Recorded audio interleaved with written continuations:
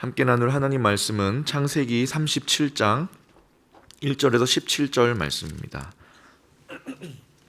한 절씩 교독하고 마지막 절은 같이 읽겠습니다. 야곱이 가나안 땅 곧 그의 아버지가 거류하던 땅에 거주하였으니 야곱의 족보는 이러하니라.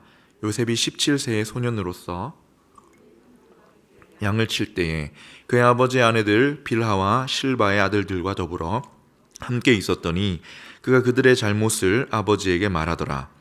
요셉은 노년에 얻은 아들이므로 이스라엘이 여러 아들들보다 그를 더 사랑하므로 그를 위하여 채색 옷을 지었더니 그의 형들이 아버지가 형들보다 그를 더 사랑함을 보고 그를 미워하여 그에게 편안하게 말할 수 없었더라. 요셉이 꿈을 꾸고 자기 형들에게 말하매 그들이 그를 더욱 미워하였더라. 요셉이 그들에게 이르되 청하건대 내가 꾼 꿈을 들으시오. 우리가 밭에서 곡식단을 묶더니 내 단은 일어서고 당신들의 단은 내 단을 둘러서서 절하더이다. 그의 형들이 그에게 이르되 내가 참으로 우리의 왕이 되겠느냐, 참으로 우리를 다스리겠느냐 하고 그의 꿈과 그의 말로 말미암아 그를 더욱 미워하더니 요셉이 다시 꿈을 꾸고 그의 형들에게 말하여 이르되 내가 또 꿈을 꾼즉 해와 달과 11별이 내게 절하더이다 하니라. 그가 그의 꿈을 아버지와 형들에게 말하매 아버지가 그를 꾸짖고 그에게 이르되 내가 꾼 꿈이 무엇이냐, 나와 내 어머니와 내 형들이 참으로 가서 땅에 엎드려 내게 절하겠느냐. 그의 형들은 시기하되 그의 아버지는 그 말을 간직해 두었더라. 그의 형들이 세겜에 가서 아버지의 양떼를 칠 때에 이스라엘이 요셉에게 이르되 내 형들이 세겜에서 양을 치지 아니하느냐, 너를 그들에게 보내리라. 요셉이 아버지에게 대답하되 내가 그리하겠나이다. 이스라엘이 그에게 이르되 가서 내 형들과 양떼가 잘 있는지를 보고 돌아와 내게 말하라 하고 그를 헤브론 골짜기에 보내니 그가 세겜으로 가니라. 어떤 사람이 그를 만난즉 그가 들에서 방황하는지라. 그 사람이 그에게 물어 이르되 내가 무엇을 찾느냐. 그가 이르되 내가 내 형들을 찾으오니 청하건대 그들이 양치는 곳을 내게 가르쳐 주소서. 그 사람이 그에게 이르되 그들이 여기서 떠났느니라. 내가 그들의 말을 들으니 도단으로 가자 하더라. 요셉이 그의 형들의 뒤를 따라가서 도단에서 그들을 만나니라. 아멘. 오늘의 말씀은 아버지의 기도입니다. 이 땅을 살아가는 아버지로서 해야 할 기도. 여기 오신 분들이 사실 대부분 어머니들이어가지고 오늘 이 말씀을 왜 들어야 하나 라는 생각하실지 모르겠는데요. 아버지의 기도를 들으시고 남편을 위해서, 또 자녀들, 아비 된 자녀들을 위해서, 그리고 다음 세대의 아버지들을 위해서, 그리고 어머니도 기도하셔도 됩니다. 그래서 그런 아버지의 기도에 대해서 나누려고 합니다. 사랑하는 자녀와 가족을 품는 아버지로서 어떤 기도를 해야 하는가에 대한 말씀입니다. 여러분, 아버지로서 기도할 바를 안다는 건 굉장히 중요합니다. 왜입니까? 기도할 바를 알고 기도한다는 것은 역할이 뭔지 안다는 거예요. 무슨 역할을 해야 하는지 알고 기도하며 하나님의 은혜를 구한다는 것은 그만큼 중요한 것입니다. 물론 여러 가지 기도를 할 수 있죠. 가족의 건강을 위해, 자녀의 입시를 위해, 친구 관계의 문제, 경제적인 어려움, 다양한 기도가 있지만 정말 가정에서 아버지라는 역할을 잘 감당하기 위해 해야 할 기도가 무엇일까요? 그래서 오늘의 나누려는 아버지의 기도는 하나님이 아버지에게만 허락하신 그 권위를 바르게 세우고 행할 수 있는 기도입니다. 어떻게 하면 아버지로서 하나님이 주신 그 아버지의 권위를 세우고 바르게 행할 수 있도록 기도할 수 있는가? 여러분, 하나님 아버지들에게 권위를 주셨어요. 이 권위는 권위주의적인 권위가 아닙니다. 권위를 부리고 내 권리를 챙겨 먹으려는 그런 힘을 말하는 게 아니라 따뜻한 권위예요. 섬기기 위한 따뜻한 권위, 영적인 권위. 지금 이 시대는 권위하면 막 알레르기가 올라오는 시대입니다. 그러니 권위하면 싫어해요. 그러나 하나님이 주신 권위는 그런 게 아니에요. 가족들을 따뜻하게 섬기도록 허락하신 권위입니다. 이 권위를 제대로 행하면 가정에, 자녀들에게, 아내에게 평강이 임하는 것입니다. 그런데 이 권위는 특징이 뭐냐면 스스로가 세울 수 없어요. 자기 권위를 자기가 세울 수가 없습니다. 주위 사람이 세워줘야 세워지는 거예요.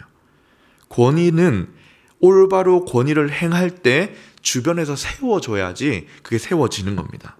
따라서 권위자가 따뜻한 섬김을 통해 그 권위를 제대로 행해야만 세워지는 것입니다. 그래서 오늘 말씀을 통해 아버지로서의 권위를 세워가고 회복하기 위해서 어떻게 기도해야 하는가. 그런데 오늘 내용에 보면은 이 기도가 꼭 아버지의 기도만이 아니라 남편으로서의 기도도 됩니다.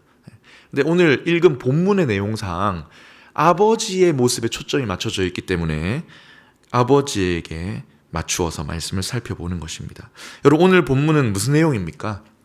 요셉 이야기이죠. 잘 아는 요셉의 그 고난의 대장정 스토리가 시작되는 본문입니다. 그런데 오늘 본문이 시작되는 부분을 보면 이게 요셉의 이야기뿐만이 아니구나라는 걸 알 수 있어요.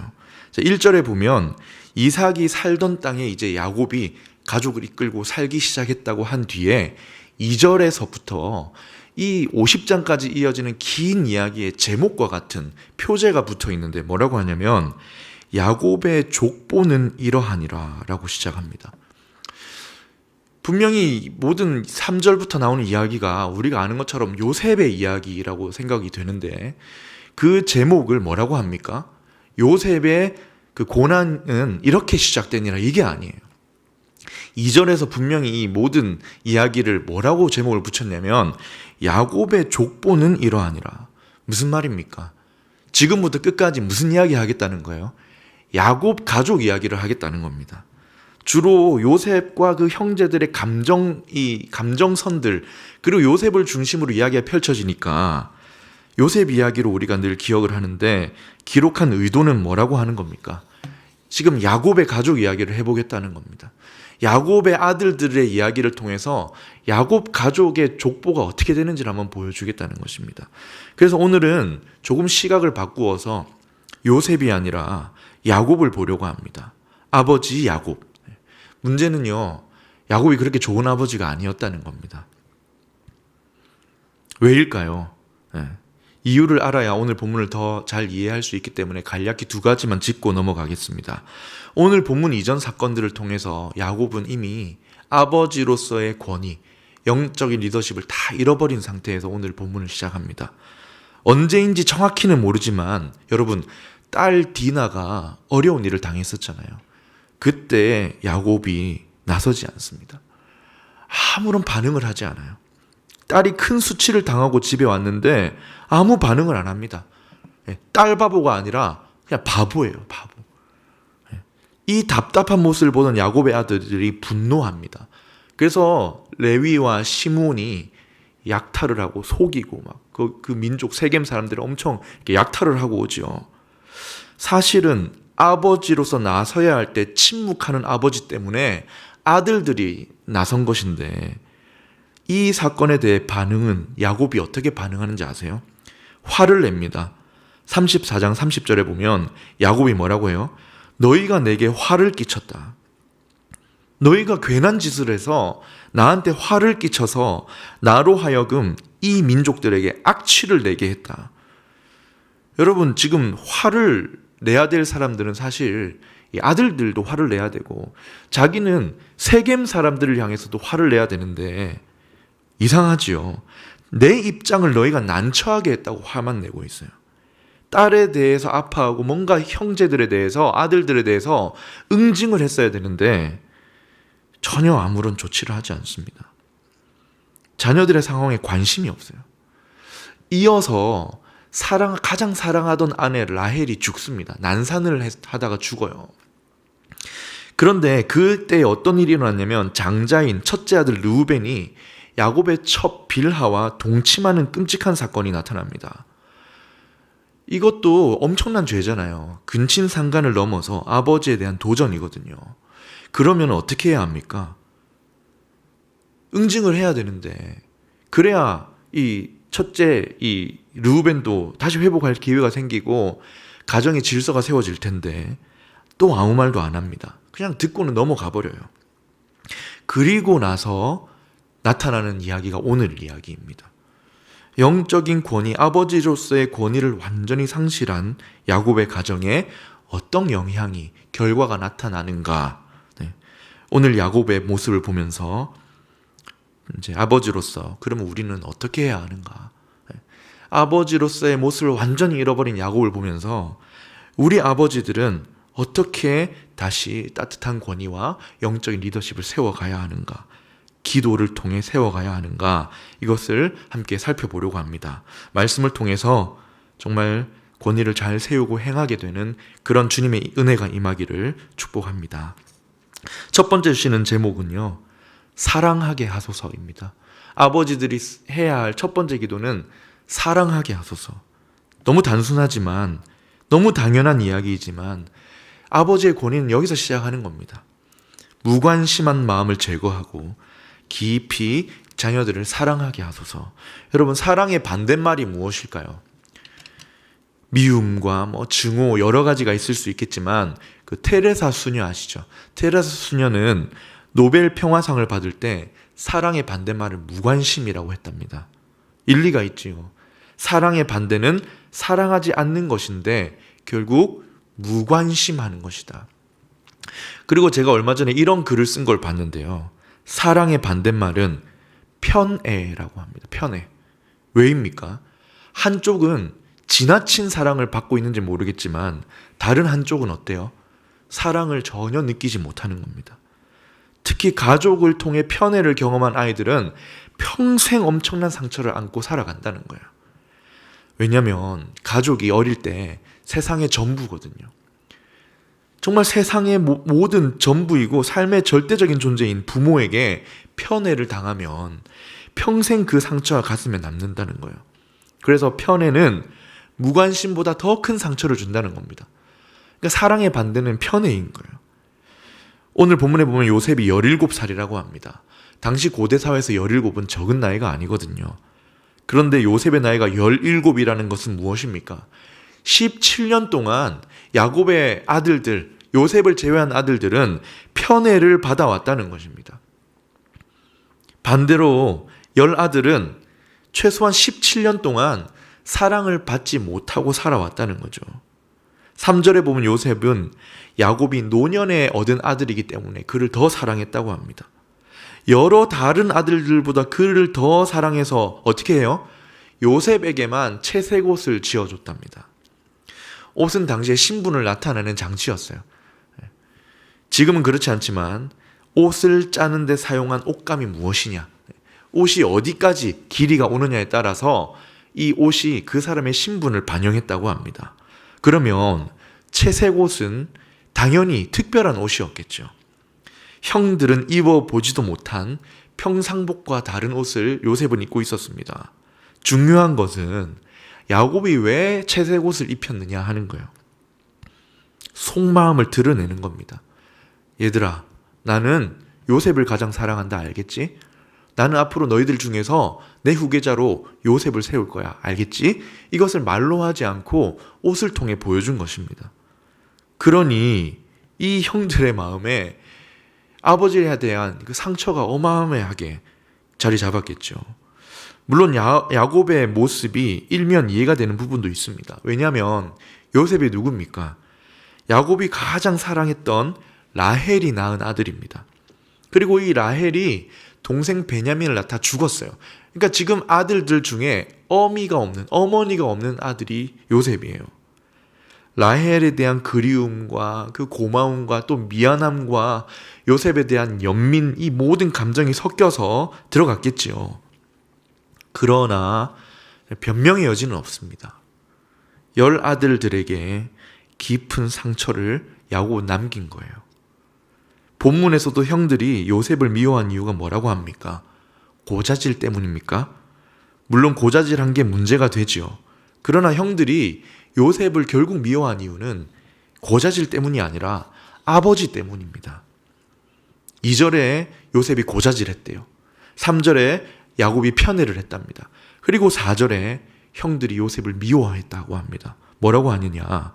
그의 형들이 아버지가 형들보다 요셉을 더 사랑함을 보고 미워했다고 하는 겁니다. 아버지의 사랑을 받지 못했다는 거예요. 아시겠지만 이 아들들에게 각각의 어머니가 다 달라요. 4명의 어머니가 있습니다. 이복 형제들이 한 가정에 살고 있어요. 거기서도 두 부류는 첩의 아들들이니까 그 사이에서 얼마나 시기심과 뭔가 불편함을 느꼈겠습니까? 그런데 편애하는 야곱의 눈빛을 통해서 이 형제들은 확실하게 상처를 받아버린 거죠. 야곱의 사랑하지 않음, 아들을 사랑하지 않음이 이 모든 문제의 원인이 되었다는 것입니다. 여러분, 편애는 무엇입니까? 사랑하지 않음입니다. 야곱이 아버지로서의 권위를 다 잃어버린 첫 번째 이유가 무엇입니까? 사랑하지 않아서입니다.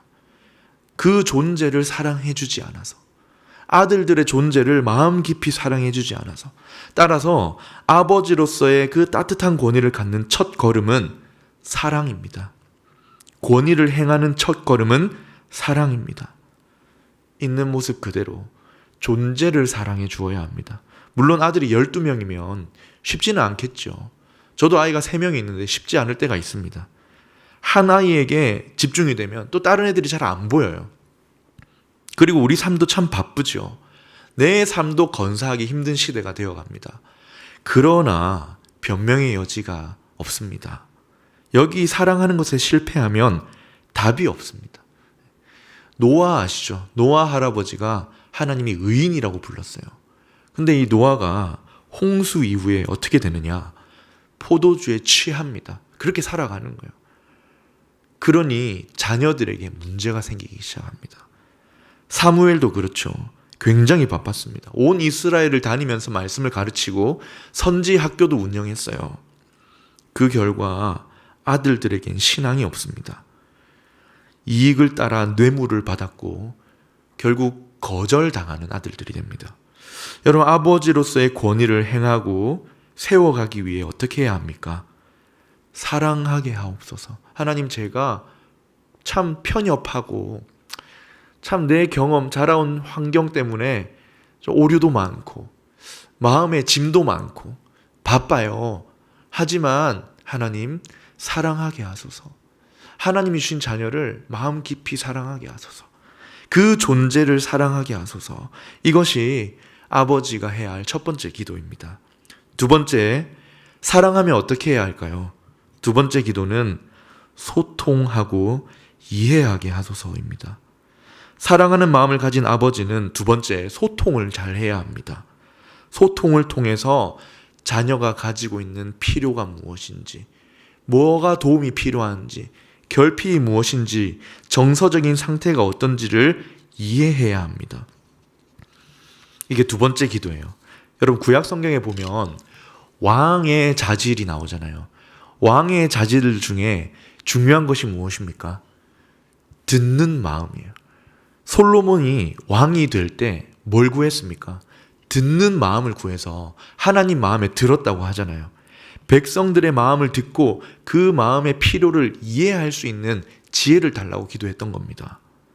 하나님 뭐라고 하세요? 그 기도가 마음에 들었다는 거예요. 여러분, 아버지들은 가정에 세워주시는 왕입니다. 가정을 돌보고 다스리고 필요를 채워주기 위해 세우신 왕 같은 제사장입니다. 따라서 아버지가 해야 할 기도가 무엇입니까? 소통을 잘할 수 있도록 기도해야 합니다. 소통을 해서 자녀들의 아내의 필요를 듣고 이해해서 뭐 해야 합니까?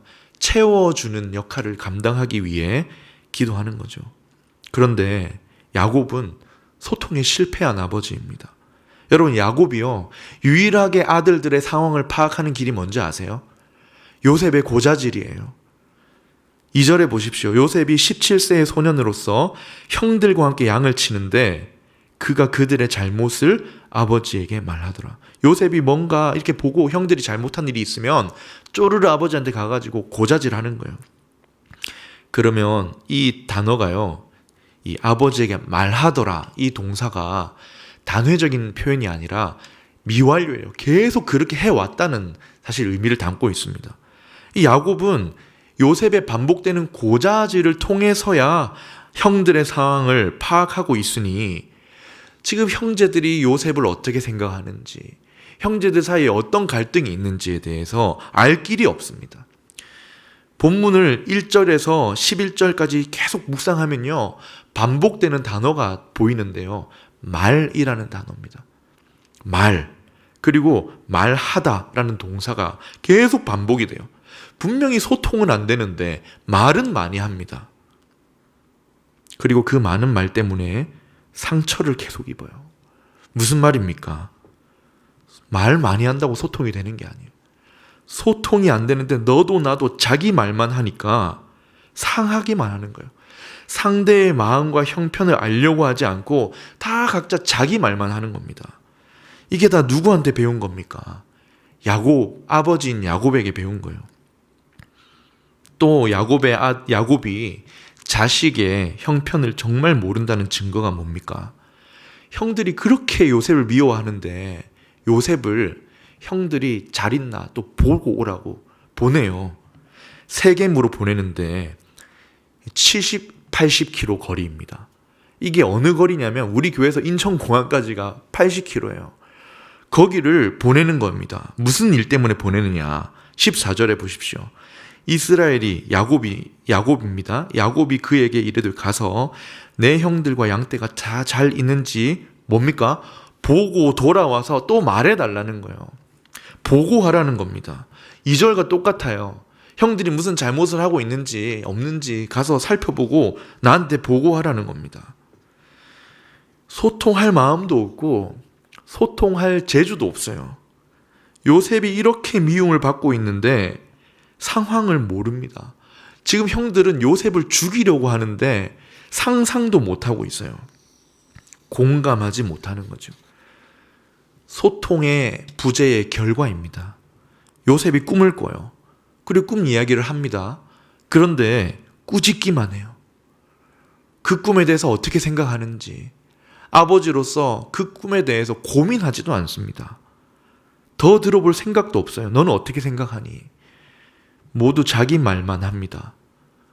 야곱과 다 똑같은 거죠.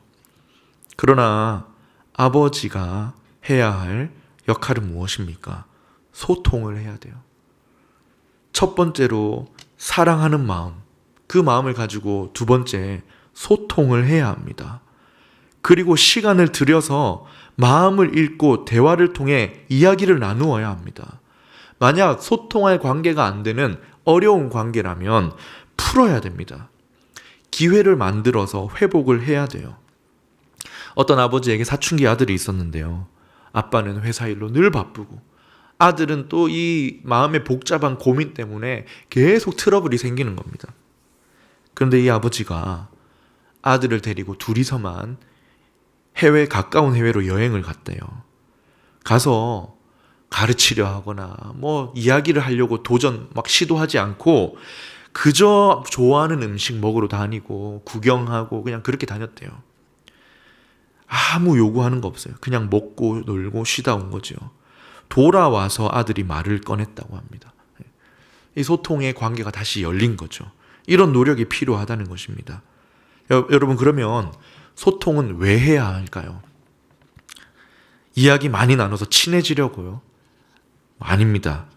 소통하는 이유는 아까 말씀드린 것처럼 내가 돌보아야 할 가족의 필요를 알기 위해서, 언어를 통해 보고되는 필요도 있지만 비언어적인 느낌으로 전달되는 필요도 많거든요. 영적인 결핍이 있는지, 정서적인 결핍, 물질적인 체험이 필요한지, 이 수많은 것들이 말 속에 표현도 되고 묻혀서 나오기도 하는데, 따뜻한 권위를 가진 아버지는 역할이 뭡니까? 소통을 해서 그 필요를 알고 채워줘야 하는 겁니다. 그게 아버지들에게 권위를 주신 이유입니다. 아내에 대해서도 마찬가지죠.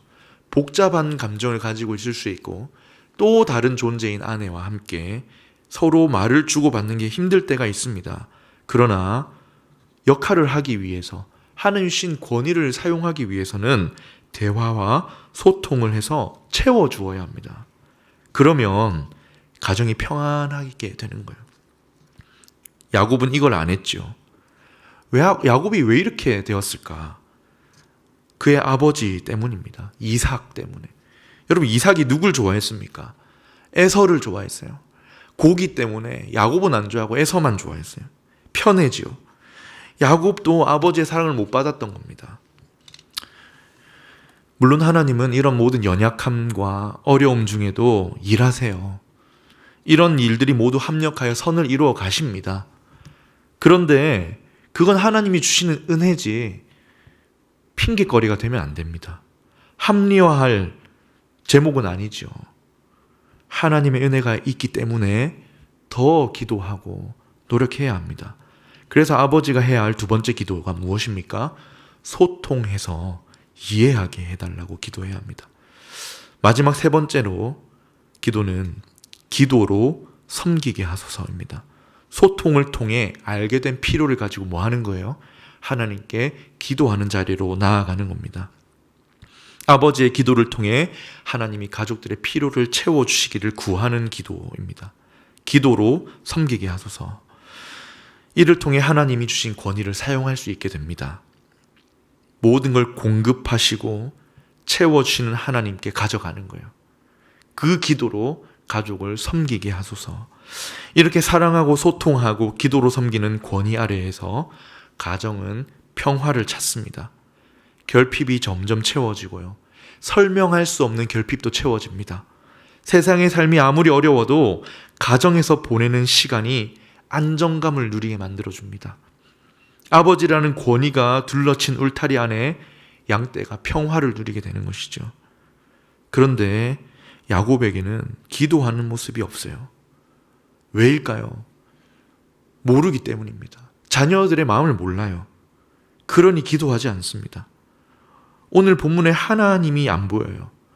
형제들은 분열되고 집안은 콩가루 집안이 되었는데 형제들이 요셉을 지금 애굽 상인에게 팔 생각까지 하는 동안 아무도 하나님 이야기를 하지 않습니다. 물론 이런 최악의 상황 중에도 하나님은 역사하고 계시죠. 아무도 기도하지 않지만 하나님은 그 계획을 요셉을 통해 꿈으로 말씀하셨어요. 원래는 누구를 통해 주셔야 합니까? 아버지를 통해 계획을 주시고 하나님 뜻을 알려주셔야 하죠. 그러나 기도하지 않고 눈이 어두워지고 사랑하지 않는 아버지인 야곱에게 말씀하지 않으시는 겁니다. 아들의 꿈을 해석해서라도 함께 찾아갔어야 되는데 야곱은 해야 할 기도의 섬김을 하지 않았던 것이죠. 여러분, 우리 자녀들의 삶이 쉽지 않습니다. 물론 부모의 삶도 쉽지 않아요. 그러나 자녀들도 쉽지 않습니다. 친구 관계에서 어려움을 겪고 뭐가 부족한지 알지만 그 벽을 넘지 못해서 괴로워합니다. 그때 뭐가 필요하냐? 아버지의 기도가 필요합니다. 우리 부모 세대보다 우리 자녀 세대가 더 많은 세상의 유혹과 시험을 받습니다. 우리 기도가 필요한데 가정의 왕이요 영적인 제사장으로서의 아버지가 필요한데 아버지의 기도에 하나님이 잘 들어주십니다. 아버지의 마음, 하나님 아버지의 마음을 품고 자녀를 위해 기도할 때 하나님이 기뻐 역사하시는 겁니다. 따라서 아버지로서 해야 할 세 번째 기도, 기도로 섬기고 싶습니다. 제 기도를 들으시고 채워주십시오 라고 기도해야 합니다. 말씀을 정리하겠습니다. 여러분, 하나님께서 아버지들에게 권위를 주셨어요.